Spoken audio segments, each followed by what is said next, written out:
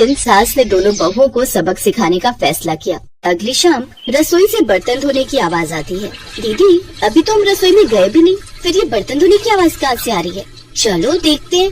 दोनों अंदर जाकर देखती हैं तो अनुज बर्तन मांज रहा होता है, रोहन धो रहा होता है और बूढ़ी सास पार्वती खाना बनाने लगती है। ये देख उन दोनों को बड़ी शर्मिंदगी होती है। ये आप सब क्या कर रहे हैं? बहू, अब तुम दोनों से तो ना बर्तन धुलते हैं ना खाना बनता है, तो हमने सोचा हम खुद ही ये काम कर लेते हैं ताकि हमें रात की रसोई खाना तो नसीब हो। तुम दोनों जाओ और आराम करो। नहीं माँ जी, हमें माफ कर दीजिए, हमारी रहते आपको ये सब काम करना पड़ रहा है। हाँ माँ जी, हमसे भूल हो गई, हमें अपनी गलती का एहसास हो चुका है। अब से आपको कभी शिकायत का मौका नहीं देंगे। हमारे रहते हमारे पतियों को जूठे बर्तन और माँ जी आपको खाना बनाना पड़ रहा है।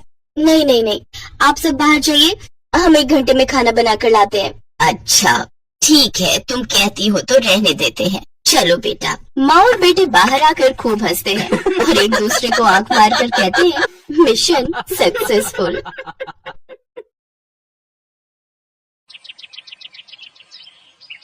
एक रोज शाम के वक्त हिना अपनी माँ के साथ बैठी हुई होती है। तभी वो अपने फोन में अपनी माँ को एक लड़की की फोटो दिखाते हुए कहती है, माँ ये देखो, ये लड़की कितनी मॉडर्न एंड टॉल है, ये मेरे भैया के साथ एकदम फिट बैठेगी। तभी उस घर की बड़ी बहू मानसी वहाँ आती है। चलिए माँ जी, हिना दीदी खाना लग गया है।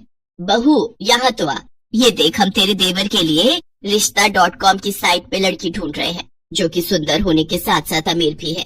अब तेरे गरीब मायके वालों ने दहेज के नाम पर 1-2 चीज पकड़ा दी बस, इसलिए अब मैं अपनी छोटी बहू अमीर खानदान की लाऊंगी, जो कि भर भर कर दहेज लाए। हाँ, वो अपनी बड़ी बहू को ताने दे ही रही थी कि तभी उसका छोटा बेटा हितांश एक मॉडर्न लड़की के साथ घर आता है। उन दोनों के गले में वरमाला डली हुई थी। हितांश बेटा, ये लड़की कौन है? माँ ये जूली है और हम दोनों ने शादी कर ली है। क्या तुम दोनों ने शादी कर ली? मैं नहीं मानती इस शादी को।